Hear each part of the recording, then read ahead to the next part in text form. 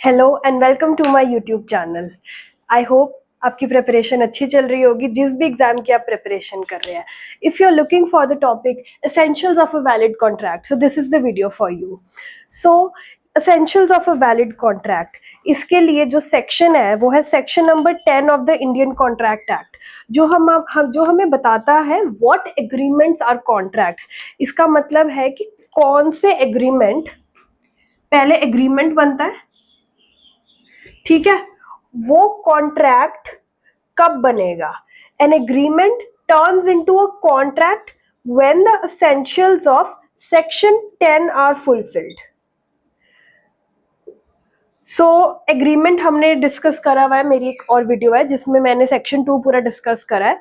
उसमें हमने देखा था that agreement is proposal plus acceptance, so it is offer from one side, acceptance from other side. जैसे suppose A and B दो parties है, ठीक है। A he wants to sell his car, B buy कर रहा है। सो A is offering to sell his car, B is accepting that offer and he agrees to buy the car for some consideration, ठीक है।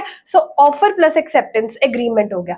अब agreement contract कब बनेगा, जब section 10 के जो essentials है वो fulfill हो रहे हैं, ठीक है। तो section 10, I'm reading from the Bear Act, all agreements are contract if they are made. So all agreement will become contract if they are made by the free consent of the parties, free consent which is dealt under section 13 to 22, ठीक है, of by parties competent to contract। competent parties का हमारे पास section है, section number 11 and section number 12 for a lawful consideration with lawful object. So ये है हमारे पास section number 23, lawful object and lawful consideration. Next is and not hereby expressly declared to be void, which is the fourth essential, section number 24 to section number 30। ये सारे अपने आप में एक बहुत बड़े टॉपिक्स हैं। तो इस वीडियो के लिए सिर्फ हम देख रहे हैं essentials of a valid contract। अगर आपको कहीं लिखना हो, एक्सप्लेन करना हो, तो ये चार्ट आपके लिए एक रेडी रेकनर है। What is a essentials of valid contract. पहला एसेंशियल है कंपिटेंट पार्टीज होनी चाहिए, सेक्शन 11 एंड 12। दूसरा है फ्री कंसेंट होना चाहिए, सेक्शन 13 टू 22। तीसरा एसेंशियल है lawful object and lawful consideration, section 23। And fourth essential is not declared as void, ठीक है। So I am reading section 10 again. All agreements are contracts if they are made by the free consent of the parties competent to contract for a lawful consideration, lawful object and not hereby expressly declared to be void। जो declared void है section 24 to 30 में।